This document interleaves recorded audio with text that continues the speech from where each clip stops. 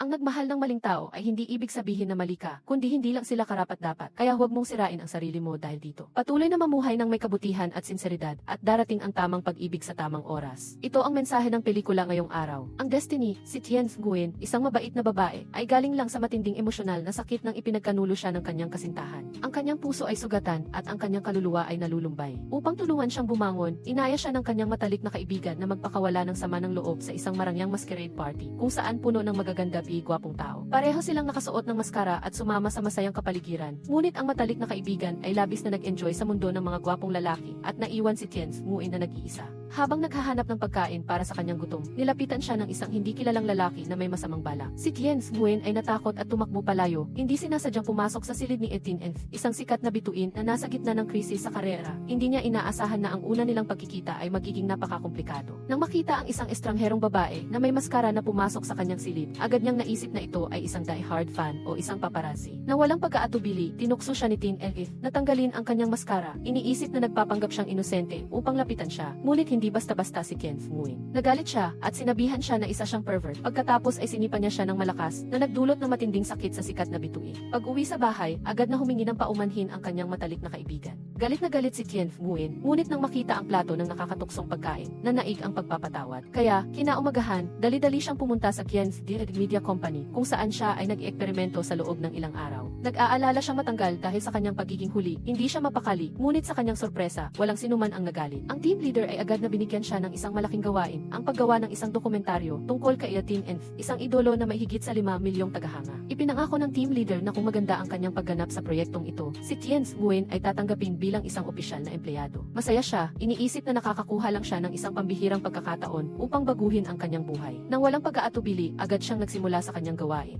Ngunit sino ang mag-aakala na pagpasok niya sa elevator ay makakasalubong niya ang pervert mula kahapon, si Teen Nth na totoo. Nang muli niyang makita ang kanyang kaaway, hindi man lang siya tumingin sa kanya. Ngunit si Teen Nth ay hindi balak siyang palampasin, agad niyang ininsulto siya kung gaano katagal siya susunod sa kanya. Agad na sumagot si Tien Nguyen, nilinaw na nandito siya para sa trabaho, hindi dahil sa kanya. Ngunit nagpatuloy si Teen Nth sa pag-asar, hinulaan na marahil ay nandito siya upang humingi ng autograph o magpakuha ng litrato. Nang tanungin, agad niyang ipinakita ang kanyang nagpapatunay na siya ay isang empleyado ng Defense Cultural Media Company. Ngunit sa halip na tumahimik, sinabi ni Teen Nth na hindi siya impressed sa magazine, kundi sa kanya lang. Sa pagkarinig nito, walang pag-aatubili na sumagot si Tien Nguyen. Nilinaw na nasa isang panahon siya ng pagkasawa sa mga lalaki. Sa kanyang mga mata, sila ay parang mga puting repolyo lamang. Gayunpaman, upang mapanatili ang profesional na saloobin, siya ay nagkusa na muling magpakilala. Hindi pa rin tumitigil si Teen Nth at usisa siyang nagtanong kung anong departamento siya sa magazine. Nang malaman niyang siya ang producer at direktor, hindi niya maiwasang tumawa sa tuwa. Sa sandaling iyon, tumunog ang kanyang telepono.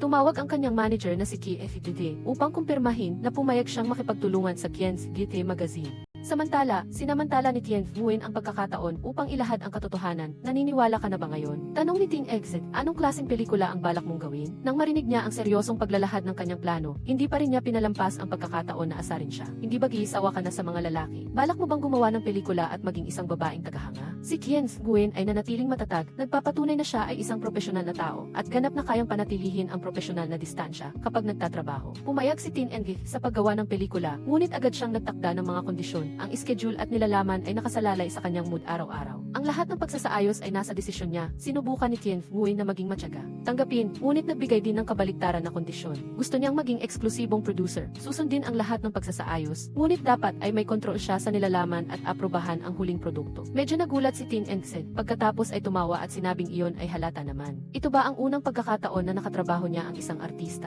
Nang makita na siya ay isang intern lang, hindi niya pinalampas ang pagkakataon na magbigay ng isang sarcastic na komento na nagpahiwatig na ang kanyang sariling sakit ay naging sanhi ng kanyang pagdurusa. Hindi pa tumitigil, nagbigay si Teen Nth ng huling kondisyon. Kung gusto niyang makipagtulungan, dapat din siyang maging personal niyang katulong. Araw at gabi, dapat siyang maging available. Kung hindi ka pumapayag, wag na lang, pinilit sa huling hininga. Tumango si Tien Nguyen. Bago siya umalis, hindi nakalimutan ni Teen Nth na muling mang-asar. Inilagay sa kanyang kamay ang ilang mga litrato na may autograph. Sinabi na dapat itong ilagay sa kanyang bedside table para madaling pag-aralan ang mga anggulo ng kamera. Bumulong pa siya sa kanyang tainga, walang kahihiyan iyan kung gusto mo ako. Hindi malinaw kung sinasadya niya itong mang-asar o mayroon siyang kaunting damdamin. Ngunit patuloy na pinapaalalahanan ni Tien Nguyen ang kanyang sarili na hindi siya dapat maging mahina. Isang manliligaw na tulad niya, hindi siya dapat maging isang backup plan. Sa kanyang mga mata, lahat ng lalaki ay mga hayop. Ang tanging layunin niya ngayon ay tapusin ang pelikula, maging isang opisyal na empleyado, makakuha ng pagtaas ng sweldo, at maging isang superstar mula sa pagiging ordinaryong tao. Sa isip-isip niya, walang pag-aatubiling itinapon niya ang mga litrato na may autograph ni Tin En sa basurahan. Sa ibang eksena, si TFDD, ang manager ni Tin En ay kinu-question siya kung bakit siya pumayag na gawin ang pelikula ni TFD. Isang taong hindi sikat, hindi pinapayagan na magpahinga, may mababang bayad, at ang schedule at publicity ay hindi malinaw. At ang pelikula ay may malaking peligro, kung hindi maganda ang kita, ang kanyang karera ay bumabagsak. Ngunit si Tin En ay kalmadong sumagot, gusto niyang maging isang tunay na aktor, hindi lang isang taong marunong kumita ng pera at magkaroon ng tagahanga. Mahinang bumuntong hininga si TFD at ipinahayag ang tunay na dahilan kung bakit niya ipinakikipag-usap ang proyekto sa Bien. May kumalat kamakailan na video sa online na nag-aakusa sa kanya ng pagiging malupit. Umiti si Tin En at nagtanong, sigurado ka bang ako iyon? Pagkatapos ay nagbiro pa siya, subukan mong tingnan ng mas maigi, baka nagkamali ka. Ang semi-seryoso at semi-birong saloobin ni Tin En ay nagpagulat sa kanyang manager na naging galit at walang magawa. Umalis si Tien Nguyen, hawak-hawak pa rin ang ilang litrato na may autograph. Sinabi niyang itatapon niya ang mga ito, ngunit hindi naman talaga. Ang kanyang matalik na kaibigan ay nagulat at sinabing 500 yuan bawat piraso. Ngunit nagalit lang si Tien Nguyen, tinawag siyang flirting machine na mayabang at maliit. Nag-aalala siya na kung mahuli siyang nagbebenta ng mga litrato, baka kainin siya ng buhay nang hindi man lang umunguya. Ang kanyang matalik na kaibigan ay nagbahagi ng chismis, tulad na kung paano si Tin En ay napabalitang nakikipag-ugnayan sa isang mang-aawi. May taguri rin siyang Dingha Shenzhen na kung tumayo, hindi matitinan. Pinayuhan din niya si Song Nguyen na panatilihin ang isang magandang relasyon dahil baka maakit niya ang buong hanay ng mga bituin. Gayunpaman, naramdaman pa rin ni Song Nguyen na may mali, isang sorpresa. Tumawag si Chu Tin-won at pagkatapos makita ang schedule ng shooting, umayag siya. Ngunit pinilit siyang panatilihing bukas ang kanyang telepono 24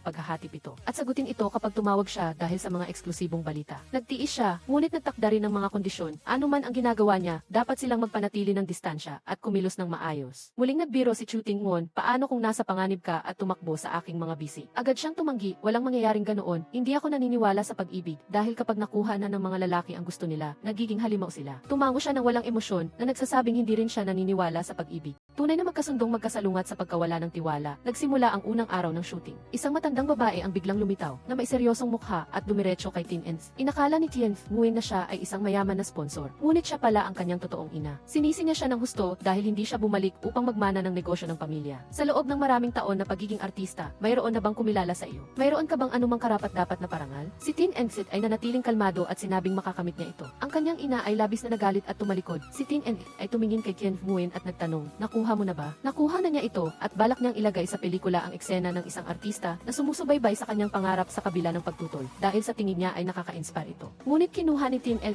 ang memory card at malamig na sinabing preview shoot lang ngayon. Sinabi niya na kung hindi siya masaya, huwag siyang asahang magiging maayos ang lahat. Nang makita ang tensyon, dali-daling nagpalit ng paksa si Tien Nguyen. Sinabing kahit na medyo nababagabag siya, mayroon pa rin siyang maraming pera at isang magandang kasintahan sa tabi niya. Sumimawat si Tin En at nagtanong, sinong kasintahan? Sinabi niya si TF Han, siya ay malambing, maingat at maganda. Hindi niya inaasahan na itulak niya siya sa pader at tumingin siya ng diretso sa kanyang mga mata at sinabi, siya ay aking manager. Sa iyong BV, kung hindi ka marunong magsalita, huwag ka na lang magsalita. Si Tien Nguyen ay natigilan, ang kanyang mukha ay kasing pula ng kamatis at tumango na lang bilang pagtugon. Sa parehong oras, si Jiang Fong, na dating napili bilang male lead, narinig na siya ay inilagay sa suportang papel at ang pangunahing papel ay napunta kay Tin En. Agad siyang nakipagkita sa boss na si Itu upang linawin ang bagay. Siya ay prangkang nagsalita na ang serye ay nasira ang kanyang paa at kailangang magpahinga ng hindi bababa sa kalahating taon, kaya ang kumpanya ay pumirma kay Tin En. Bagaman siya ay isang mang-aawit, nagtapos siya sa film studies at may malaking fan base na mahalaga para sa takilya. Hindi sumasang-ayon si Jiang Fong na sinasabing mayroon din siyang kahanga-hangang bilang ng mga tagahanga. Ngunit ang boss na si Tisu ay kalmadong binigyang diin na ito ay isang strategic film. Ang interes ng kumpanya ay dapat na nasa itaas ng personal na damdamin. Kung hindi siya mag-arte, kailangan niyang bayaran ang kontrata ng 5 beses. Ang kontrata kay Tin En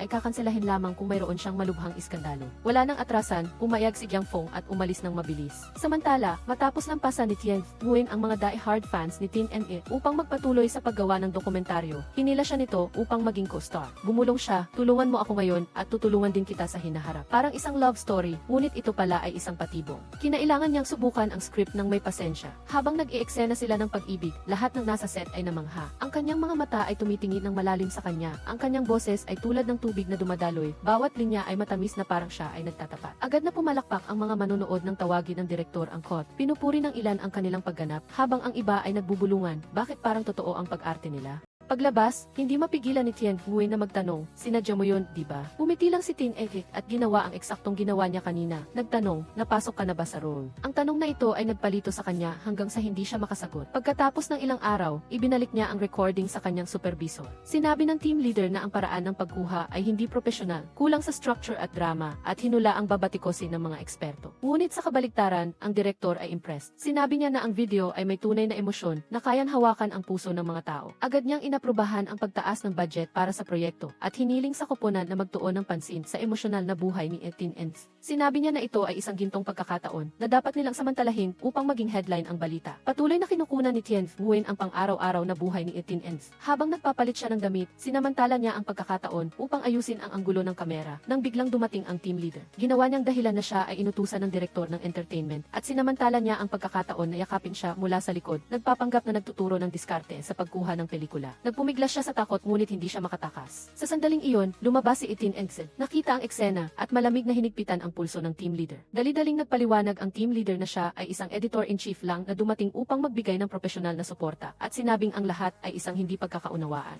Sa gitna ng mapanuri na titig ni Tin Engsen, kinumpirma ni Tien Nguyen na natatakot sa pagkakakilanlan ng taong iyon. Nang mga sandaling iyon, binitawan niya ang kamay at sinabing mayroon pa ring mga taong walang hiya sa sikat ng araw. Bagaman patuloy na nagbigay ng profesional na dahilan ang team leader, malinaw niyang sinabi na ito ay isang personal na dokumentaryo at siya ang magdedesisyon sa lahat ng anggulo. Nakasaad din sa kontrata na tanging isang kameraman lamang ang pinahihintulutang sumubaybay at walang iba. Dahil sa matigas na salitang iyon, napilitan ang team leader na umatras. Napansin niyang hindi pa rin humupa ang takot niya, kaya dinala siya ni Tin Nguyen upang mag-aral ng martial arts para sa kanyang proteksyon. Ngunit ang mas malaking layunin ay tila lumikha ng higit na lapit sa pagitan nilang dalawa. Sa bawat pakikipag-ugnayan, ang kanyang katawan at mapagmahal na tingin ay nagpapabigla sa kanya, nagpapabilis sa tibok ng kanyang puso, at kahit humihinga sa kahihiyan. Bagaman sa ilalim ng pangalan ng pagtatanggol sa sarili, malinaw na ang mga sesyon ng pagsasanay na iyon ay nagpapahirap sa kanya na mag-focus. Pagkatapos ng klase, umuwi si Tien Nguyen at ikinuwento ang nangyari sa kanyang matalik na kaibigan. Siya ay nalilito at nagdududa, hindi sigurado kung ginagamit siya ni Tin Ens. Bagaman sinasabing nag-aaral ng martial arts, pakiramdam niya ay inihagis siya na parang isang sako ng buhangin, pagod na sa pisikal at mental. Matapos marinig ang kwento, inakala ng kanyang kaibigan na nagkakaroon sila ng damdamin para sa isa't isa. Kinuha niya ang barya at nagbasa ng kapalaran, at ang barya ay nakaharap na nagpapahiwatig ng pagbabago sa kapalaran. Hindi naniwala si Tien Nguyen, iniisip niya na isa siyang sikat na bituin at siya ay isang maliit na reporter lamang. Hindi sila kabilang sa iisang mundo, ngunit iginiit ng kanyang kaibigan na ang pag-ibig ay walang pinipiling katayuan. Hindi ba dighi pangarap ng maraming babae ang makipag-date sa isang lalaking tulad niya? Ang pagkakaroon ng isang kaibigan ay nagbubukas ng isang daan. Ang pagkakaroon ng isang kapareha ay nagbibigay ng isang tahanan. Sa kabila nito, matigas pa rin na tumanggi si Tien Nguyen. Ayaw niyang pumasok sa isang malabong relasyon at lalo na ayaw niyang ulitin ang mga dating pagkakamali. Sa isip ni Tien Nguyen, paulit-ulit siyang nag-iisip, hindi kami bagay, hindi kami bagay. Kinaumagahan, muli siyang sumama kay Tin Enfes para sa shooting ng dokumentaryo. Pagkalabas pa lang ng elevator, biglang lumitaw ang isang malaking grupo ng mga reporter. Nang makita ito, agad na tumalikod si Tin Enfes para umalis. Ngunit mabilis na napansin ni Tien Nguyen na ang target ng pulutong ay hindi siya, kundi ang hinahanap na sikat na artista na si Teti Ho. Sa harap ng sunod-sunod na tanong tungkol sa kanyang nararamdaman sa nominasyon para sa Best Actress sa Golden Goat Awards, walang sinagot si Teti Ho. Ang kanyang mga mata ay nakatuon kay Tin Enfes. Nang makita siyang malamig at hindi man lang tumitingin, biglang sumiklab ang pagkadismaya niya, kaya mabilis siyang naglakad, sumingit at sumabay sa kanya sa elevator. Sa loob ng elevator, sadyang ipinakita ni Tin Enfes ang pagiging malapit niya kay Tien Nguyen na parang para inisin si Teti Ho. Ang malamig niyang ugali matapos ang 3 taon na paghihiwalay ay nagdulot ng kalungkutan kay Ho. Sinubukan niyang muling makuha ang atensyon niya sa pamamagitan ng pag-alala sa kanilang nakaraan at sa kontrata ng kanilang kooperasyon. Ngunit diretsong pinuto ni Tin Enfes ang usapan na nagsasabing ang shooting ay trabaho at ang pribadong buhay ay hindi na kailangang iarte. Hinawakan niya ang kamay ni Tien Nguyen at umalis, hindi lumingon. Nagtataka sa kanilang relasyon, nagtanong si Tien Nguyen at agad siyang binalikang tanong, nagsiselos ka ba? Bagaman tinanggihan niya, sinabing para sa trabaho, sadyang lumapit si Tin Enfes, nagbibiro. Nahihiya siyang parang gusto niyang magtago sa lupa, ngunit sinubukan niyang panatilihin ang distansya. Na iginigiit na ang lahat ng lalaki ay magkakatulad sa kanyang paningin at hindi na siya kayang magmahal muli. Agad siyang tumugon, kung ikaw ay isang repolyo, handa akong maging isang kuneho. Sa parehong oras, nalaman ni Gyang Fong na si Teti Ho ay ay magiging katambal ni 18NE sa isang bagong pelikula kaya hinanap niya ito. Mayroon pa rin siyang pag-asa kahit alam niyang ang puso ni Ho ay palaging nakatuon sa kanyang unang pag-ibig. Sa harap ng tapat na pagmamalasakit na iyon, matigas pa rin siyang tumanggi na sinasabing napakahalaga ng pelikulang ito at hindi niya maaaring hayaang magdulot ng gulo ang personal na usapin. Ngunit ang mga mata ni Giang Fong ay puno ng kalkulasyon. Sa isa pang pangyayari, sa entablado, kumikinang si 18NE sa bago niyang kanta na siya mismo ang gumawa. Ang kanyang malambot na boses at emosyonal na liriko ay nagpakilig kay Tien Nguyen at hindi niya maalis ang kanyang mga mata sa kanya. Sa bahagi ng pagbabahagi pagkatapos ng pagganap, sinabi niya na minsan ay inisip niya na ang kanyang kalooban ay isang tahimik na lawa, ngunit mula nang dumating ang taong iyon, ang lawa ay nagsimulang magkaroon ng alon. Sa pagkarinig nito, agad na sinabi ni Tien Nguyen sa sarili na panatilihin ang rasyonalidad na iginigiit na ang mga salitang iyon ay hindi para sa kanya. Ngunit pagkakita niya kay 18NE, hindi siya tinigilan sa panunukso. Maingat pa niyang pinunasan ang tubig sa mukha niya at nagtanong, ang pagganap ko ba ngayon ay sapat na? Bagaman nagpakita siya ng pagiging kalmado, hindi niya maitago ang kanyang pagkalito. Sa mga susunod na eksena, nabighani siya ni 18NE dahil sa kanyang kahanga-hangang kakayahan sa pagsakay sa kabayo. Pagkatapos niyang tingnan ang footage, sinabi niya na ang anggulo na pinili niya ay napakahusay, ngunit mas gusto niya ang kanyang mga mata sa simula, natural, kaswal, at napaka-personal. Ang kanyang mga salita ay nagpula sa mukha niya at patuloy pa rin siyang nagbiro. Ang pag-iwas mo ay isa ring paraan ng pagpapakita ng damdamin. Bago siya umalis, nagbabala pa siya, sigurado akong mapapanaginipan mo ako ngayong gabi. At totoo nga, sa kanyang panaginip, nakita ni Tien Nguyen ang sarili niyang naglalakad sa altar. Ngunit nang humarap ang nobyo, ang dating kasintahan niya na dating nang aabuso at nagtaksil sa kanya. Sa pinakamataas na punto ng kanyang pagkabahala, sumakay sa kabayo si 18NE at agad niyang iniabot ang kanyang kamay na parang gusto niyang dalhin siya palayo sa masamang panaginip na iyon. Kinaumagahan, pagising niya, niyakap niya lang ang kanyang ulo at bumuntong hininga, nababaliw na talaga ako sa pananaginip sa kanya. Pagkatapos marinig ito, ang kanyang matalik na kaibigan ay nag-ayos lamang ng buhok at kalmadong sinabi, anong kabaliwan? Ito ay isang malinaw na tanda na masyado ka ng pamilyar sa pagbanggit ng kanyang pangalan at sinasabi sa iyo ng iyong puso na huwag ka nang magtago. Ngunit pagkatapos na nakaraang mga sugat, hindi pa rin makapaniwala si Tien Nguyen sa mga lalaki. Sa kanyang paningin, pareho silang lahat sa sandaling sila ay malayo at sa emosyonal na bitag. Ang nasasaktan ay palaging ang mga babae. Gawing isang laro na may parehong panalong panig. Pinayuhan niya si Tien Nguyen na samantalahin si 18NE. Alamin ang kanyang malalalim na sikreto at gawin itong isang sikat na dokumentaryo. Basta huwag lang siyang mahuhulog sa pag-ibig. Para sa layunin ng pagtatapos at pagkakaroon ng posisyon sa industriya ng media, walang gana na tumango si Tien Nguyen. Pagkaraan ng ilang sandali, dumating ang isang delivery staff upang maghatid ng imbitasyon para sa isang dinner party mula kay 18NE. Maingat ngunit may tiwala na pumasok si Tien Nguyen sa party na may imbitasyon sa kanyang kamay. Gayunpaman, natuklasan ng manager na ito ay isang peking imbitasyon. Tinawagan niya si 18NE, ngunit ang sumagot ay si Kim Han, na si 18NE ay nag-issue ng poster ngayong gabi at hindi siya dadalo sa party. Ngayon lang niya nalaman na si Ho pala ang nasa likod nito. Sadyang nagpadala siya ng peking imbitasyon upang linlangin si Tien Nguyen na pumunta na nakasuot ng peking damit, samantalang siya ay nakasuot ng branded na damit na ang layunin ay gawing katawa-tawa si Tien Nguyen. Hindi lang iyon, tinawag din ni Ho si Giang Fong para kunan sila ng litrato ni Tien Nguyen. Nang tumanggi si Tien Nguyen, nagalit si Giang Fong at tinawag ang mga security guard upang itulak siya at halos mahulog siya sa tubig. Sa mismong sandaling iyon, lumitaw si 18NE at mabilis siyang inalalayan. Hinawakan niya ang kanyang kamay at tumayo sa harap ng lahat ng bisita at seryosong ipinahayag. Si Tien Nguyen ang mahusay na direktor, ang responsable sa aking personal na dokumentaryo at ang aking matalik na kaibigan. Hindi ko papayagan ang sinuman na maliitin o insultuhin siya. Sinubukan ni Ho na takpan ang nangyari na sinasabing nagkataon lang na pareho sila ng damit, ngunit diretsong sumagot si 18NE, ako ang nagbigay sa kanya ng damit na iyon. Sa tingin ko ay mas nababagay ito sa kanya at ang katotohanan ay nagpapatunay na mas karapat-dapat siya. Pagkatapos sabihin ito, inakbayan niya si Tien Nguyen, sadyang bahagyang itinulak si Ho at dinala siya para kumain. Matapos masaksihan ang lahat, lumapit si Giang Fong at mahinang sinabi kay Ho sa malamig na boses, sigurado ka pa ba na gusto ni 18NE na makipagbalikan sa iyo? Kinaumagahan, sumabog ang media, ang mga larawan ay pinagsama-sama sa isang balita tungkol sa isang love triangle sa hotel na kinasasangkutan ni 18NE. Natigilan siya nang makita ang mga maling larawan na kumalat. Sinalubong ng mga reporter si Giang Fong upang magtanong tungkol sa mga salitang 18NE, love triangle, at hotel. Hindi siya direktang sumagot, ngunit sadyang itinuro lamang si Tien Nguyen, kung may gusto kayong malaman, tanungin niyo siya. Siya ang matalik na kaibigan at direktor ng dokumentaryo niya. Sa harap ng mga kamera at matinding presyon mula sa media, nanatiling kalmado si Tien Nguyen na matatag na nilinaw, sa buong proseso ng shooting, si Etin ay walang ginawang immoral na pag-ugali o anumang malabong relasyon. Sana ay huwag kayong maniwala sa mga maling chismis. Pagkatapos niyang sabihin iyon, umalis siya sa pinangyarihan na maihalo-halong damdamin, nag-aalala para sa kanya at naramdaman na nahuhulog siya sa isang spiral na walang labasan. Para kay Etin Exit, hindi pa natatapos ang lahat nang biglang dumating ang kanyang ina at pinagsasabihan siya. Sa kanyang seryosong mukha, direkta siyang inakusahan na sinisira ang reputasyon ng pamilya.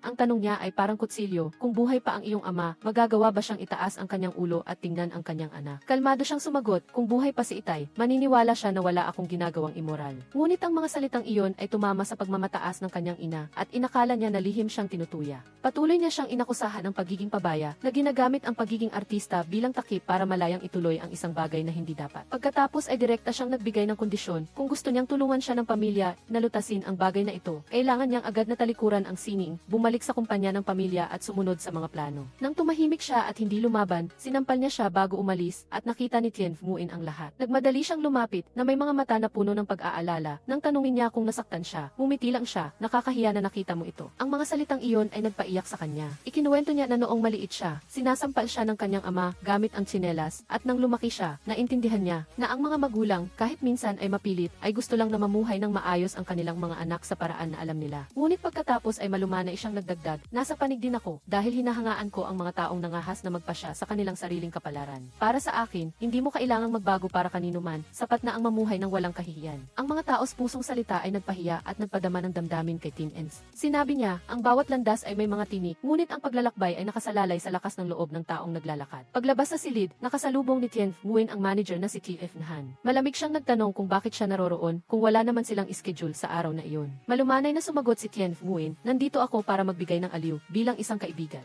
Ngunit hindi ito tinanggap ni Kie Han na iginiit na tanging siya bilang manager ang may karapatang makasama si Etin sa sandaling ito. Ang mga misteryosong salita ay nagpang-unawa kay Tien Muin na may nararamdaman si Kie Han kay Tin Ens. Gayunpaman, mabilis na itinanggi ng babae na gumamit ng trabaho bilang dahilan at nagbigay ng babala. Dapat mong malaman ang iyong lugar, huwag kang magdala ng hindi kinakailangang iskandalo. Ang mga salitang iyon ay nagpabigat sa puso ni Tien Muin. Malungkot siyang umuwi at sa mismong sandaling iyon, nagring ang kanyang telepono, si Etin iyon. Inimbitahan niya siya para mag-dinner upang magpasalamat sa kanyang mga nakakaginhawang salita kanina. Sa una ay tumanggi siya, ngunit biro niya, kung hindi ka sasama, pupuntahan kita sa bahay para lang maimbita ka. Ginawa siyang tumawa at sa huli ay pumayag. Sa restaurant, nakasuot siya ng maskara, maingat na iniiwasan ang media. Bigla, tinawagan niya si T.F. Han na may seryosong tono, naalala ko na. Sa shooting ng music video noong taon na iyon, mayroong dalawang eksena sa aking silid. Kinaumagahan, bumalik ang dalawang babaeng modelo at kumatok para kunin ang kanilang nakalimutang makeup. Kung maaari nating makuha ang footage sa hallway ng hotel, mapapatunayan na bumalik lang sila para kunin ang mga bagay, walang anumang malabo. Nakaupo sa tabi niya, sumulyap si Tien Muin sa kanya. Ang puso niya ay hindi mapakali, natatakot na may kumuha ulit ng litrato at magkaroon ng isa pang pagkakaintindihan. Sa harap ng panganib na makunan ng mga reporter, nag-aalala si Tien Muin at iminungkahi na tapusin ng maaga ang hapunan, okay lang kahit instant noodles, basta biligtas. Ngunit si So Ting-won ay matigas na tumanggi, napakanipis mo, kailangan mong kumain ng kaunti para magkaroon ka ng lakas. Sa sandaling iyon, nagring ang kanyang telepono, si Trop Nahan iyon. Sa mabilis na boses, direkta siyang nagtanong, kasama mo bang mag-dinner si Tong Nguyen, di ba? May nakakita na at nag-aabang ang mga reporter sa labas. Pagkatapos ay binalaan siya, nasa top search na ang So Kan-du mo, hindi ka na pwedeng makita na kasama siya ulit. Kaagad na nagsusuot si Ting Nguyen ng maskara, hinawakan ang kamay ni Tong Nguyen at hinila ito patungo sa likurang pinto at pareho silang nagtago sa isang madilim na sulok sa likod ng restaurant. Nag-aalala siyang sumilip sa labas, habang siya naman ay natatakot na mabuking kaya hinila niya ito ng mas malapit. Sobrang lapit ng distansya na halos hindi na siya makahinga, lumambot ang kanyang mga mata na parang gusto niya itong halikan, ngunit mabilis siyang umiwas sa pamamagitan ng pag-ikot ng kanyang ulo. Kinabukasan, hiwalay na tinawag si Tong Nguyen ang pinuno ng grupo. Nag-alok ito ng promosyon, kung makukunan niya ng pribadong pagkikita si Ting Nguyen sa ibang babae, tutulungan niya itong maging permanente. Ayon sa kanya, ang mga eksenang iyon ay magpapasabog sa pelikula. Ngunit matigas na tumanggi si Tong Nguyen, ang dokumentaryo ay dapat igalang ang katotohanan.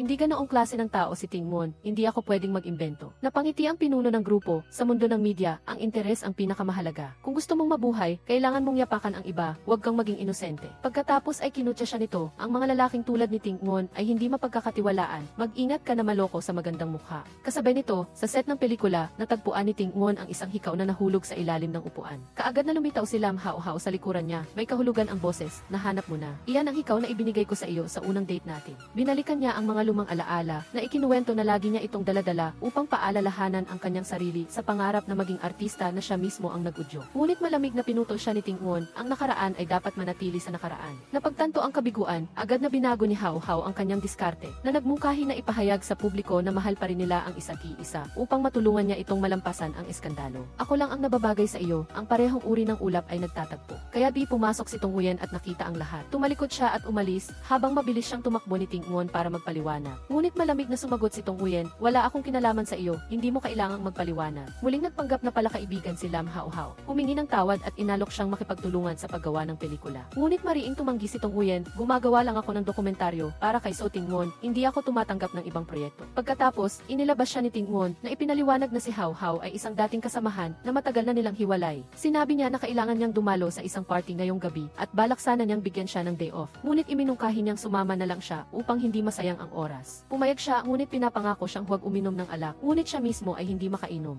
Ilang baso pa lang, lasing na siya, inutusan ni Trok na Han si Tong Huyen na kunin siya ng gamot sa tiyan. Pagbalik, hindi sinasadya niyang narinig si So Ting Won na bumulong ng isang pangungusap na ikinahinto ng puso ni Tong Huyen. Gusto ko lang maging isang ordinaryong artista, bakit ang hirap? Sa tabi niya, malumanay si Trok na Han na umaliw, nag-effort ka ng husto, nakikita ko ang lahat, hindi ka pababayaan ng Diyos. Narinig ni Tong Huyen ang bawat salita ng malinaw. Sa loob-loob niya, bumangon ang isang hindi mailarawang damdamin ng awa, paghanga at pagkagulat. Nag-record siya ng daan-daang oras ng pelikula tungkol sa kanya, mula sa liwanag sa entablado hanggang sa pinakamalungkot at pinakatahimik na sandali. Ngunit habang lalo niya itong inoobserbahan, lalo siyang nahihirapang alamin kung ano ang pagganap at kung ano ang tunay na siya. Noong gabing iyon, inanyayahan siya ni Tong Huyen sa kanyang bahay para kumain, hindi sa restaurant, hindi sa party, kundi isang simpleng hapunan para sa dalawang tao upang maiwasan ang mapanuri na tingin. Nagbiro siya na iinom siya ng beer, habang siya naman ay dapat nagsaalang. Sa totoo lang, gusto niyang gamitin ang pagkakataong ito upang sabihin ang nasa kanyang puso. Hindi mo pa rin nakakalimutan ang orihinal na dahilan kung bakit ka naging artista. Kaya huwag kang susuko, tiyak na magiging napakagaling na artista ka. Sabi niya, kumikinang ang kanyang mga mata, 2 lata ng beer ang ininom, at namumula ang kanyang pisngi. Sa ilalim ng impluwensya ng alak, buong tapang siyang nagtanong, talaga bang gusto mo ako, o naglalaro ka lang?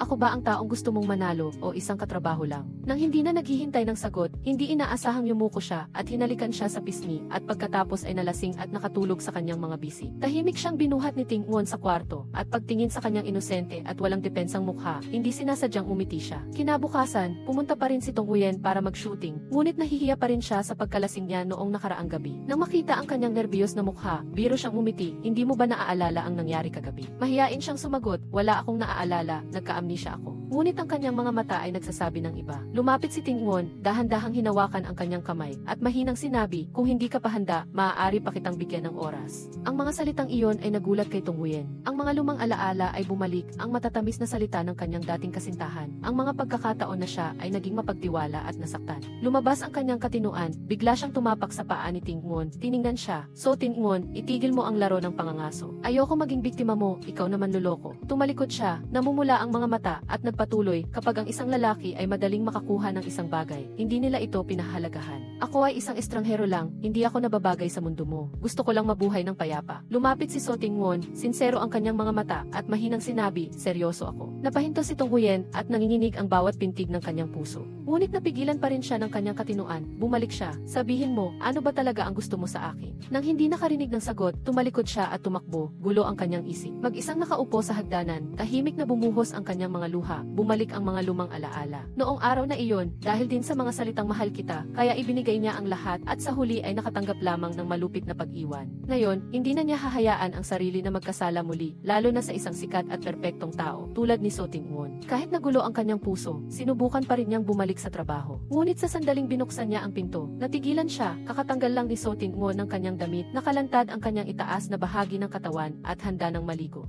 Ang kanyang matangkad na katawan, maskuladong katawan at gwapong mukha na nakikita lang niya sa pamamagitan ng lens ay nasa tabi na niya ngayon. Natawa siya nang makita ang kanyang panik na mukha, o baka hindi na lang ako maligo, ano ang gusto mong kunan ngayon? Ang kanyang boses ay nagpaandar sa kanyang imahinasyon at isang eksena ang lumabas sa kanyang isip. Lumabas siya sa banyo, tumutulo pa ang tubig sa kanyang balat at matindi ang kanyang mga mata. Lumapit siya na parang nanunukso, hindi ba dapat munang maramdaman ng tunay ng isang documentary filmmaker ang kanyang paksa. Yumuko siya para halikan siya, ngunit lahat ay imahinasyon lamang. Namumula ang mukha, nagdahilan si Tong Huyen na may kailangan siyang gawin sa bahay. Ang pinakamahusay na diskarte ay tumakas, iniwan si So Tingwon na nakatayo at natawa sa kawalan ng magawa. Kinabukasan, sa isang magazine photoshoot, si So Tingwon ay nagtatrabaho, ngunit patuloy na lumingalinga. Akala niya ay nahihiya siya at hindi pupunta, ngunit sa tamang oras, lumitaw pa rin si Tong Huyen na may kalmadong mukha na ikinagulat niya. Nagpakita siya ng profesionalismo na hindi hinahayaan na makaapekto ang emosyon sa kanyang trabaho. Ngunit nang tawagin siya ng kanyang matalik na kaibigan upang magdiwang ng graduation, tumanggi siya. Narinig niya ito at nagtanong, bakit hindi ka pupunta? May dahilan ba? Nag-aalangan siyang sumagot, may tao akong ayaw makita. Tiningnan niya ito, malumanay na sinabi, ang pag-iwas ay nagpapatunay lamang na nagmamalasakit ka pa. Sa pamamagitan lamang ng pagharap ay tunay na makakabitaw ang isang tao. Kasabay nito, si Jiang Feng, isang karibal na naiinggit sa muling pagsasama ng tambalang Won Hao sa isang bagong pelikula, ay nainis nang makita ang mga komento na nagpupuri sa kanila bilang isang match made in heaven. Ngunit sa kabila ng kanyang galit, wala siyang magawa, nagsimula ang script reading para sa pelikulang Back to the Past, I Love You. Si So Tingwon ay dumating ng maaga, ngunit hindi makapag-focus. Naghintay siya kay Tong Huyen, ngunit hindi pa rin siya dumating. Sa wakas, nag-vibrate ang kanyang telepono at may mensahe mula sa kanya, pumunta ako sa aming class reunion, hindi ako makakadalo sa script reading. Siya ang nagpayo sa kanya na pumunta, ngunit ngayon ay hindi na siya mapakali. Ang isip niya ay nag-iisip ng lahat ng uri ng masasamang sitwasyon. Nakita niya ang kanyang dating kasintahan, magkahawak kamay. Sa isang sandali ng kawalan ng kontrol, bigla siyang tumayo, bumitaw ng isang emosyonal na pangungusap na nagpahilom sa buong crew. Para itago ang kahihiyan, nagmadali siyang magpaliwanag na masyado lang siyang pumasok sa kanyang karakter. Laro ng totoo o hamon. Nang may nagtanong tungkol sa pakikipagtulungan niya kay So Tingwon, direkta itong kinumpirma ni Tong Huyen. Ngunit lumitaw ang kanyang dating kasintahan sa mismong sandali, nakakunot ang noo at malamig ang mga mata. Isang mausisa ang nagtanong, mag-date pa ba kayo? Tumanggi ang dating kasintahan. Idinagdag ng matalik na kaibigan ni Tong Huyen, kasamahan na siya ngayon ng isang malaking artista. Sino pa ang mag-uusisa sa nakaraan? Napangiti siya, sinisikap lang niyang patunayan na maayos ang buhay niya. Baka gumagawa lang siya ng kwento para masiyahan ang kanyang pagmamataas. Kalmado siyang sumagot, hindi ako nagsisinungaling, ngunit walang naniwala sa kanya. Nagtipon ang lahat, hinihingi ang ebidensya, isang litrato, o kahit man lang isang tawag sa telepono kay So Tingwon para kumpirmahin. Napahiya siya, sinabi lang na gumagawa siya ng dokumentaryo. Hindi siya kumukuha ng mga personal na larawan at ayaw niyang abalahin siya sa trabaho. Ang mga paliwanag ni Tong Huyen ay lalo lang nagpatawa sa mga tao. Lalo pang nagiging mainit ang kapaligiran, pakiramdam niya ay nasa huling hantungan na siya. Ngunit sa sandaling iyon, lumitaw si So Tingwon. Tinanggal niya ang kanyang maskara, dumiretso sa gitna ng silid. Ang kanyang napakaliwanag na presensya ay nagpatahimik sa buong klase. Nagulat si Tong Huyen, hindi niya alam kung bakit siya dumating. Kalmado naman siya, dumating ako para pag-usapan ang plano sa shooting bukas. Ang aking eksklusibong documentary director ay nandito naman. Isang simpleng pangungusap mula sa idolo ang parang sampal sa mukha para sa lahat. Lahat ng mga mata ay bumaling kay Tong Huyen na may ganap na naiibang sa loobin. Inalok si Tingwon na umupo at syempre, pinili niya ang upuan sa tabi niya. Binigyan pa nga niya ito ng isang tuhog ng inihaw na karne. Ang kilos ay napakakomportable na parang matagal na silang magkakilala. Ang dating kasintahan na mayabang ay hindi napigilang magsalita. Ikaw ba si So Tingwon? Tumingin si Tingwon kay Tong Huyen at nagtanong. Ang boses ay kalahating panunukso at kalahating matalas. Siya ba ang dating kasintahan mo? Nagmadaling tumanggi ang lalaki na may pag-aatubili. Ngayon, katulong lang ako sa klase niya. Umiti si Tingwon, hindi nagpaliwanag.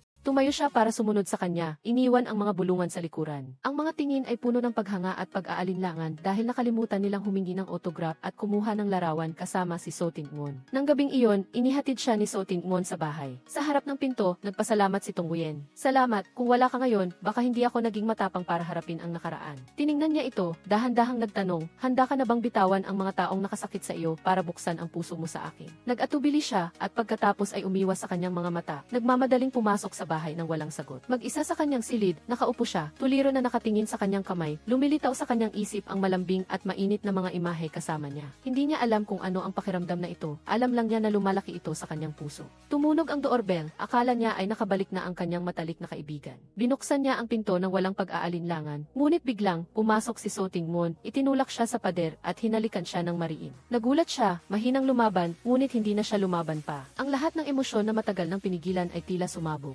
Hinalikan niya siya ng may pagmamahal na parang gusto niyang ikintal siya sa bawat hininga. Sabi niya sa kanyang hininga, hindi ako naniniwala sa pag-ibig hanggang sa makilala kita. Sinubukan kong maging kalmado na huwag guluhin ang buhay mo, gusto kitang manatili sa tabi ko, magpakailanman. Sa sandaling iyon, binuksan ng matalik na kaibigan ni Tong Huyen ang pinto at nasaksihan ang buong eksena. Agad siyang itinulak ni Tong Huyen, namumula ang mukha sa hiya. Ngunit ang katahimikan ay tila isang pagtanggap, hindi siya tumanggi, hindi siya nagkaila. Kinaumagahan, ipinakita ng matalik na kaibigan ni Essence and Yvette ang isang nakakagulat na balita. Ipinakita ng TVC ng hotel si Etienne and It na nakikipag-usap ng pribado sa dalawang babaeng estranghero mula sa gabi hanggang sa umaga bago sila umalis. Habang siya ay nalilito sa ibang lugar, si Etienne and It at T.E. Han ay nanonood din ng parehong video at mabilis na napansin na ito ay malisyosong inedit. Ang dalawang babae ay pumasok lamang sa kanyang silid upang kunin ang pampaganda at umalis na. Ngayon, wala nang bakas ang paghahanap sa kanilang impormasyon. Mas malinaw na may isang tao sa likod ng lahat upang saktan siya. Nagdududa si Effie Ho na si Jiang Fong ang may gawa, ngunit mariin niyang itinanggi ito. Sa pagdadahilan na walang sinuman ang makakapilit kay Ting and It na gawin ang isang bagay na labag sa kanyang kagustuhan, lubos na nalilito si Ken Fuin. Sa kanyang paghahanap sa kanya, nakita niya ang mga banderitas at billboard na mailitrato niya na tinatanggal. Mas lalo siyang nalito at hindi siya makontak. Dahil sa insidente, ang buong documentary film project niya ay sinuspinde. Nagpa siya ang producer na pansamantalang ihinto ang lahat ng aktibidad upang protektahan ang mga interes. Ngayon na bumagsak si Ting and It at wala nang pupuntahan, hinanap niya ang bahay ni Ken Fuin at tahimik na umupo sa harap ng pinto. Nakita niya ito at agad na bumaba at umupo sa tabi niya. Sinisi niya siya dahil sa pananahimik sa gitna ng lahat ng kasinungalingan at inggit. Humihingi siya ng paumanhin, ipinapaliwanag ang katotohanan tungkol sa video. Pagkatapos makinig, sinabi ni Ken Fuin na naniniwala siya sa kanya dahil sa buong proseso ng pagtatrabaho. Nakita niya na siya ay isang mabait, matyaga at seryosong tao. Nang si Tin Effie ay natatakot na gumuho ang kanyang imahe at tinanong kung mananatili pa rin siya sa tabi niya, tinanong lang niya pabalik. Kung siya ang nakaranas ng paghihirap, mananatili ba siya? Ang pag-upo niya doon ay ang sagot at ganoon din siya. Nang walang pag-aatubili, dinala niya siya sa bahay upang ipakilala sa kanyang pamilya. Ang kanyang ina ay masayang bumati sa kanya, habang ang kanyang ama ay mahigpit na nagtanong tungkol sa kanyang love life hanggang sa kanyang kita na nagpahiwatig kay Ken Fuin na takpan na lamang ang kanyang mukha sa kawalan ng magawa. Sa huli, kinailangan ng kanyang ina na hilahin ang kanyang asawa para maglakad upang bigyan ng pribadong espasyo ang dalawa.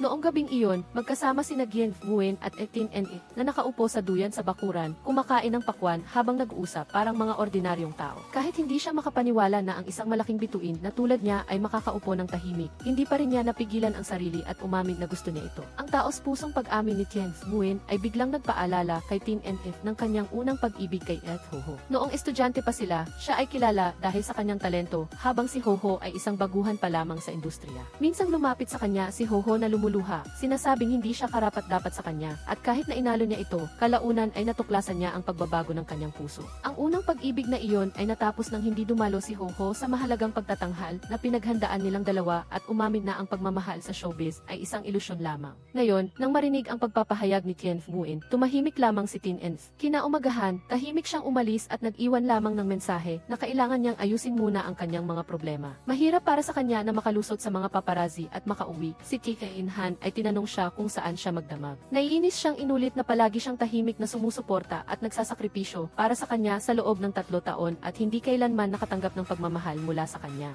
Inamin ni T.E. Han na matagal na siyang nagmamahal sa kanya at nagtaka kung bakit si Ken Fuin ay nakapasok sa kanyang puso habang siya ay hindi. Gayunpaman, si Tin and It ay itinuturing lamang si T.E.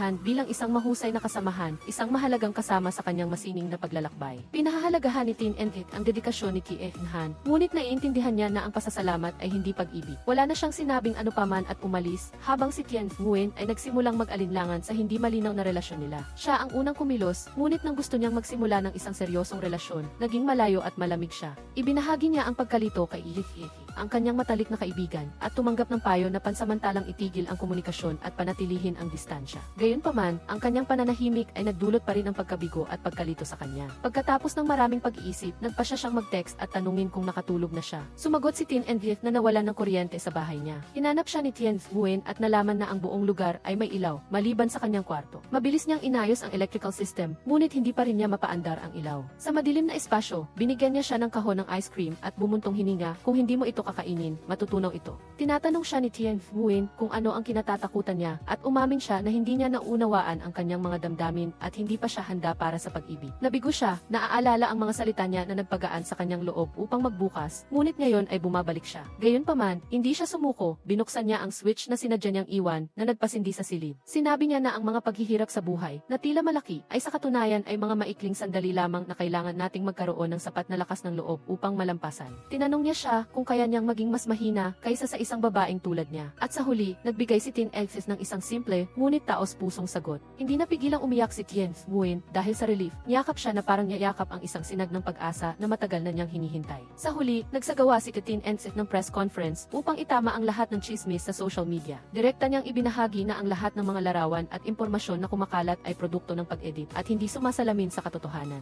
Sa una, hindi niya intensyon na magsalita dahil inakala niya na ito ay peking balita lamang. Ngunit kamakailan ay nakilala niya ang isang tao na talagang nagpatibok ng kanyang puso. Inamin niya na dahil sa takot na masaktan siya ng mga chismis, sinadya niyang panatilihin ang distansya at hindi nangahas na tanggapin ang kanyang damdamin. Pagkatapos ng press conference, muling nagkagulo ang online community nang kumalat ang chismis tungkol sa relasyon ni Hoho at Tin Ens. Nagpost pa si Hoho ng smiley emoji sa comment section na nagpakumbinsi sa mga tao na sila ay totoong magkarelasyon. Hindi maiwasang mag-isip ni Tien Nguyen at tinanong si Tin Ens tungkol sa babaeng binanggit niya sa press conference. Umiti siya, lumapit sa kanyang tenga at bumulong na ito ay ang kanyang kasintahan. Nagulat siyang nagtanong, wala ba talagang pangalan ang kasintahan mo? Siya ay mapanuksong sumagot, ang pangalan niya ay Ken Nguyen. Nang sinabi niyang balak niyang matulog sa bahay niya ngayong gabi, walang pakialam na sinabi ni Tin Ens, kung ganoon, matulog ka sa sofa. Siya mismo ang nagdala ng unan at kumot para sa kanya, na nagpagalit sa kanya na gusto niyang ihagis ang unan sa kanyang mukha. Kinaumagahan, habang natutulog pa si Tien Nguyen sa sofa, tahimik na lumapit si Tin Ens at humiga sa tabi niya, hinawakan ang kanyang kamay at binigyan siya ng isang malambing na halik. Nagising sa hindi inaasahang init, iminulat ni Tien Nguyen ang kanyang mga mata at pareho silang nalunod sa isang matamis na halik. Sa ganoong paraan, ang lahat ng nakaraang pag-aalinlangan ay nawala. Pero, babala, mahal ang siningil ko sa luto kong noodles. Sa hindi inaasahan, kinuha agad ni Tin Ens ang isang kwintas na handa na, isinuot sa kanya at sinabing malumanay, mahal ito, sapat na ba para bilhin ang iyong isang mangkok ng noodles? Ang kwintas ay may nakaukit na pangalan ng dalawa, bilang isang hindi sinasadyang pangako na anuman ang mangyari sa hinaharap, haharapin nila ito ng magkasama. Inamin niya na nagsisisi siya sa kanyang mga nakaraang pag-aalinlangan, inamin na siya ay mabagal at hindi sapat. Ngunit siya ang tumulong sa kanya na mahanap ang kanyang totoong sarili. Sinabi niyang mahal niya siya at hindi rin siya nag-atubiling sumagot, mahal din kita. Ang halik na ipinagpalit nila noon ay patunay ng kanilang dalisay at taos-pusong pagmamahal. Ngunit ang kaligayahan ay hindi nagtagal. Kinaumagahan, sinisi siya ng team leader ni Tien Nguyen dahil ang video na ginawa niya ay hindi sapat na mainit. Pinuwersa niya siyang gumawa ng iskandalo para kay Tin Ens upang maging mas nakakagulat ang nilalaman at nagbanta na isusulat sa kanyang internship report na hindi siya nakikipagtulungan na makakaapekto sa kanyang diploma. Mariin siyang tumanggi, sinasabing hindi siya gagawa ng mga video na makakasira sa reputasyon at karera ni Tin Ens. Ang determinasyong iyon ay nagbunsod sa kanya na simulan ang kanyang paghahanap ng ebidensya upang patunayan ang kanyang pagiging inosente. Kasabay nito, nagmaneho si Jiang Fong sa bahay ni Tien Nguyen at inalok na bilhin ang mga video na ginawa niya tungkol kay Tin Ens. Kahit na nag-alok siya ng mataas na presyo, handang magbayad ng 1,000,000 yuan, mariing tumanggi pa rin si Tien Nguyen. Patuloy siyang nag-imbestiga tungkol sa dalawang modelo na sangkot sa iskandalo ni Tin Ens. Ngunit, ang kakaiba ay ang larawan ay inilabas sa umaga, habang ang ehi ay kinunan sa gabi. Pagkatapos tingnan ng mabuti ang oras ng pag-post, nahulaan ni Tien Nguyen na marahil pagkatapos mag-check out ni Tin Ens, lihim silang bumalik sa hotel. Lalo na, ang panahong ito ay 2 araw pa bago matapos ang 3 buwang kontrata sa pag-upa. Ang hinala ay tumaas, at agad niyang naisip ang sistema ng kameza ng hotel. Mabilis na nag-imbestiga si Tien Han at natuklasan ang katotohanan sa likod ng iskandalosong video. Malinaw na ipinakita ng surveillance kameza ang bawat modelo na pumapasok sa silid ni Tin Ens. Sinasadya nilang umalis sa silid na parang hindi sila nanatili roon. Narito ang iyong isinali na teksto pagkatapos, 3 beses silang gumawa ng eksena sa harap ng pinto upang lumikha ng isang lugar ng krimen. Sa huli, pumili sila ng isang script at inedit ito sa isang video na nagpapahiwatig ng isang three-way na relasyon. Sa malinaw na surveillance video, nabunyag ang plano na saktan si Tin Ens. Handa nang makipagkamay si Tien Han upang batiin siya, ngunit bumaling si Tin Ens upang pasalamatan si Tien Nguyen na biglang nagdulot ng hindi nakikitang selos sa kanyang puso. Pagkatapos nito, dinala siya ni Tin Ens sa isang tahimik na ranso upang sumakay ng kabayo. Dito, naalala niya ang kanyang mga alaala sa pagkabata. Nang lihim siyang dinala ng kanyang ama upang matuto ng pagsakay sa kabayo. Ang kaligayahan ay panandalian lamang bago nalaman ng kanyang ina at nakipag-away sa kanyang ama. Bilang tugon, ibinahagi rin ni Tien Nguyen ang mga nakakatuwang bahagi ng kanyang pagkabata. Mula sa pagmamakaawa sa kanyang ina para sa isang paboritong bagay hanggang sa lihim na pagkuha ng prutas mula sa hardin ng kapitbahay, nahuli sa akto, at pagpapanggap na multo para manakot sa gabi, ngunit nahuli at hinabol sa buong kalye. Gayunpaman, ang pangarap ay hindi nagtagal nang dumating ang ina ni Etienne. Hiniling niya kay Tien Nguyen na magkita sa isang marangyang restaurant. Tahimik na ipinapakita ang pagitan sa pagitan ng dalawang pamilya. Doon, direkta niyang inalok na ampunin si Tien Nguyen bilang kanyang anak. Nangako na hahayaan siyang pumili ng anumang posisyon sa kumpanya at magbibigay pa sa kanyang mga magulang ng isang tindahan para sa negosyo. Bukod pa rito, sinabi pa niya na maraming kakilala na may mabuting anak basta handa lang siyang talikuran si Etienne. Nang tanungin ni Tien Nguyen ang dahilan, sinabi niya ng walang kaemosyon na hindi siya karapat-dapat. Ang mga salita ng ina ni Tien ay parang kutsilyo na dumiretso sa pagmamataas ni Tien Nguyen. Hindi siya nakapagsalita, umiyak na lang ng tahimik at tumalikod sa restaurant nang walang pag-aalinlangan. Bumalik sa bahay na mabigat ang puso, nagsimula siyang mag-alinlangan sa kanyang sarili. Ang kanyang mga salita ay nagpahina sa kanya, hindi niya alam kung paano pananatilihing buo ang pagmamahal na ito. Naramdaman niya na mas mababa siya sa sarili, iniisip na kung wala siyang diploma sa kolehiyo, walang background, talagang malaki ba ang pagkakaiba niya sa pamilyang S. Hindi kaya hindi siya karapat-dapat kay So Ting-won. Sa press conference para sa pelikulang Bumalik sa Nakaraan, dumalo si So Ting-won kasama ang kanyang leading lady na si Lam Hao-hao. Nakatayo sa labas ng hall, tahimik na sinubaybayan ni Tong Nguyen ang bawat salita nila. Isang bagay lang ang malinaw sa kanya, ang taong mahal niya ay ang dingding sa gitna ng maraming tagahanga, habang siya ay isang ordinaryo, maliit at walang kulay na tao. Naramdaman niya ang lungkot sa malaking agwat sa pagitan nila. Nagpatuloy ang pag-shoot ng pelikula, ngunit nang dumating sa intimate scene, kitang-kita na distracted si So Ting-won. Ito ang dahilan kung bakit hindi niya lubusang magampanan ang role. Mabilis na natukoy ni Trok Na Han ang problema at lumapit kay Tong Nguyen, sinabing direktang nakakaapekto ang kanyang presensya sa pagganap ni Ting-won. Iminungkahi niyang sapat na ang material at dapat na siguro itong tapusin. Inamin ni Trok Na Han na umasa siyang isang araw ay makakasama niya si Ting-won at naisip pa niyang kung hindi siya ay wala ng iba pa. Ngunit, naunawaan din niya na ang pag-ibig ay pag-ibig at ang hindi pag-ibig ay hindi pag-ibig at tinanggap niya ang katotohanan ito. Hindi nagtagal, nakipagkita si Trok Na Han kay So Ting-won at nagpaalam. Ipinaalam niyang naghanda na siyang mag-aral sa ibang bansa. Ang mga salitang iyon ay nagdulot ng labis na kalungkutan kay So Ting-won. Pinigil ni Trok Na Han ang kanyang luha, pinagbilinan siya tungkol sa kanyang dieta at ipinaalala ang bawat maliit na detalye sa loob ng 3 taong magkasama sila bilang pagpapakita ng tahimik ngunit malalim na pagmamahal. Dahil sa labis na emosyon, sinabi niya sa kanya na matutong pahalagahan ang pera at lohika dahil ito ang pinakamahalaga, higit pa sa karapatan sa pagpili, higit pa sa damdamin. Sa huli, umaasa lang ako na saan man ako magpunta, mas magiging maayos ka araw-araw at magiging masaya ka palagi. Nagpapatuloy ang tensyon sa pagitan ni Tong Nguyen at So Ting-won. Si Tong Nguyen, bagaman mahal siya, ay napagtanto ang malaking pagkakaiba sa pagitan ng kanilang dalawang mundo. Naramdaman niyang isa lang siyang ordinaryong tao, habang si Ting-won ay isang malaking bituin. At ayaw niyang magdusa sa pressure mula sa publiko o magsakripisyo para sa relasyon na ito. Ang pakiramdam ng kawalan ng pag-asa at pagkalito ang nagtulak sa kanya na magdesisyong lumayo kahit na puno ng sakit ang kanyang puso. Nang ibalik niya ang kwintas at tahimik na humingi ng tawad, hindi na makatayo si Ting-won. Tahimik siyang umupo sa harap ng kanyang pinto, desididong hindi bibitaw. Nang bumalik siya, nagkaroon sila ng pagtatalo tungkol sa kanyang kawalan ng responsibilidad sa crew. Ngunit agad siyang sumagot, itinuturo na siya ang tanging dahilan kung bakit niya gustong magliwanag. Ang pag-ibig sa pagitan nila ay hindi kailanman naging pantay, dahil para sa kanya, ang mundo ng karera at kasikatan ay laging nasa unahan. Ngunit ngayon, wala na siyang pakialam dito, gusto lang niyang gawing opisyal ang kanilang relasyon. Sa sandaling iyon, hindi rin napigilan ni Tong Nguyen ang kanyang damdamin. Umiyak siya at umamin na kung patuloy siyang hahawakan nito, hindi rin siya bibitaw. Mahigpit silang nagyakapan, walang salita, tanging pagkakaisa lang sa damdamin. Sa parehong sandali, si Jiang Fong, na nakatayo sa isang sulok ng hotel, ay naghihintay kay Lam Hao-hao. Inamin niya na tunay siyang nagmamahal sa kanya, at kung sasabihin lang niya, agad niyang sisipain si So Ting-won mula sa crew. Gayunpaman, si Lam Hao-hao, na may malamig na ngiti, ay itinuro na ang love triangle video ay isang pakana lamang ni Jiang Fong, na naglalantad sa kanyang balak. Muli, nakaharap si So Ting-won sa isang pakana. Sa pagkakataong ito, ang direktor at producer ay hiwalay na nakipagkita sa kanya para talakayin ang pagpapalit ng role bilang supporting actor. Dahil pinili na ngayon ng investor si Jiang Fong, ang mga lumang eksena ay tatanggalin at papalitan, ipinagpalit ang mga role ng dalawa. Gustuhin man o hindi ni Ting-won, kailangan niyang tanggapin dahil ganyan na talaga ang mundo niya. Ngunit hindi pa doon natatapos si Jiang Fong. Sa set, sinadya niyang pahirapan siya, pinapagawa ang eksena ng paulit-ulit na may mukhang nagbubunyi. At ang kanyang panloloko ay ikinagalit ni Tong Nguyen, ngunit kalmado lang si So Ting-won at sinabing okay lang basta matapos ang pag-arte. Ngunit hindi inaasahan, mas masama pa si Jiang Fong, hindi na siya nakikipag-arte kay So Ting-won. Walang hiya niyang ginamit ang isang stand-in, ngunit minamaliit niya ang pagtitiyaga at pagpapatiis ni So Ting-won. Anuman ang kawalang katarungan na dinaranas niya, nagsisikap pa rin siyang tapusin ng maayos ang bawat eksena nang hindi pinapakita ang sakit sa kanyang puso. Nang matapos ang pag-shoot, lumabas siya at nakita si Tong Nguyen na nakatulog. Habang pinagmamasdan siyang natutulog, maingat niyang inilagay ang kanyang jacket sa kanya at tahimik na pinagmasdan ang kanyang maamo na mukha bago bago naglagay ng isang magaan na halik sa noo niya. Sa sandaling iyon, ang pag-ibig ay napakalambing at romantiko. Nagising siya at nakangiting nagtanong kung bakit hindi siya pumasok sa pag-shoot. Sinagot niya ng mahinahon na inuna ni Giang Fong ang pag-shoot, kaya kailangan niyang maghintay. Ang pag-ibig ni Tong Huyen at So Tingwon, bagaman nalampasan na ang maraming pagsubok, ay patuloy na humaharap sa mga bagong hamon. Si Tong Huyen, kahit mahal pa rin niya si So Tingwon, ay hindi mapigilan ang pagsiselos ng masaksihan ang mainit na halikan sa pagitan niya at ni Lam Hao Hao. Ang mga pinipigilang damdamin ay sumabog, nagdulot ng pagpatak ng luha, at muli siyang tumalikod, tumakbo palayo upang iwasan ang sakit. Samantala, hindi sumuko si So Tingwon, hinabol niya ito, matyagang ipinapaliwanag na lahat ng iyon ay pag-arte lamang, at ang tunay niyang pagmamahal ay para lang sa kanya.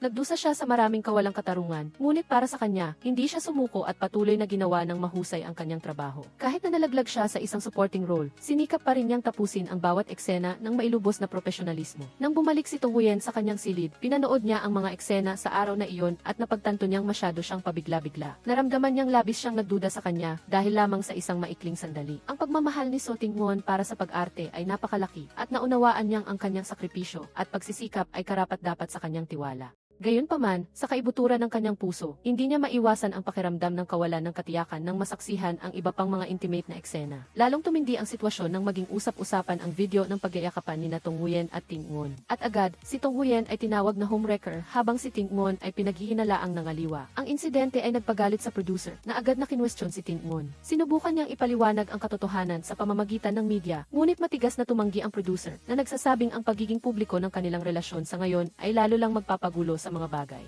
Sa halip, ang solusyon na iniaalok ng producer ay ang magdaos ng press conference upang ideklara na si Tingwon ay nakikipag-date kay Lam Hao Hao upang pansamantalang pakalmahin ang publiko. At pagkatapos ay gawing opisyal ang tunay niyang relasyon kay Tong Huyen pagkatapos ng paglabas ng pelikula. Gayunpaman, ang hindi inaasahan ni Tingwon ay pumayag si Tong Huyen sa planong ito. Nasaktan ang kanyang puso nang marinig siyang pumayag na itago ang kanilang relasyon. Samantala, si Tong Huyen ay nasa krisis, napalilibutan ng opinyon ng publiko at masasamang regalo at maging ang mga larawan sa altar ay nagpaparamdam sa kanya ng pagkalito at takot. Nang sinubukan ni Tong Huyen na lumayo kay Tingwon para hindi na lumala ang sitwasyon, napalibutan siya ng mga reporters pagkalabas niya. Kahit nabalak niyang itanggi ang relasyon nila ni Tingwon para pakalmahin ang publiko, biglang sumulpot si Tingwon at mariin na iginiit na siya ang tunay niyang kasintahan. Nang walang pag-aalinlangan, humarap siya sa karamihan, nilinaw ang lahat at idineklara sa lahat na si Lam Hao Hao ay isang kasamahan lang, habang si Tong Huyen ang tunay na mahal niya. Agad na umalis ang dalawa mula sa mga reporters, ngunit tensyonado ang atmosfera sa loob ng kotse. Pinagalitan siya ni Tong Huyen dahil lagi siyang kumikilos ayon sa kanyang sariling kagustuhan nang hindi siya pinapakinggan.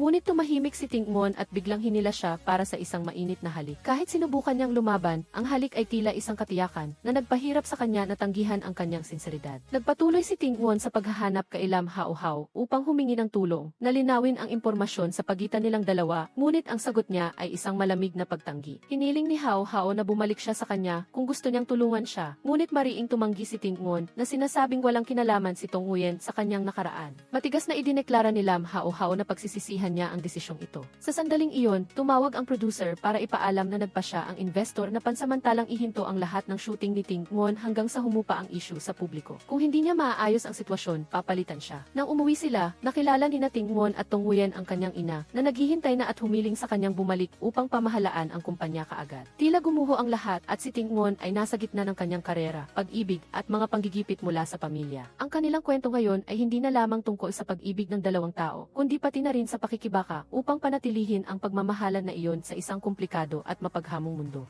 Si Tingwon, bagaman nahihirapan sa trabaho at karera, ay hindi binitawan si Tong Huyen. Nanindigan siyang kaya niyang pagsabayin ang lahat, mula sa trabaho hanggang sa pag-ibig. Ang kanyang ina, kahit nagbigay ng mga kondisyon at humiling na iwan niya si Tong Huyen, ay kailangang tanggapin ang kanyang desisyon nang iginiit niya na sa buhay. Minsan ay hindi kailangang hatiin ang lahat. Si Tong Huyen, na may tiyaga at tunay na pag-ibig, ay gumawa ng isang documentary video tungkol kay Tingwon. Walang spotlight, walang magarbong dialog, tanging ang tunay na si Tingwon, simple at siya mismo. Ang video na ito ay nakaantig sa puso ng lahat, kabilang ang ina ni Tingwon, ang producer, si Lam Hao Hao at Trok Nhan, na sunod-sunod na nanood at naantig sa katotohanan nito. Si Lam Hao Hao, pagkatapos mapanood ang video, ay binago ang kanyang desisyon, nag-livestream upang linawin ang buong pangyayari, inamin na natapos na ang relasyon nila ni Tingwon at binati ang kanilang pag-ibig. Samantala, si Giang Fong, ang nasa likod ng lahat ng pakana, ay hindi nakatakas sa kahihinatnan. Matapos siyang mahuli na siyang kumuha ng litrato at nagbenta ng mga imahe ni Tingwon at Tong Huyen na wala sa sa kanya ang kanyang role at binawi ang pangako na hindi na siya makikipagtulungan sa producer.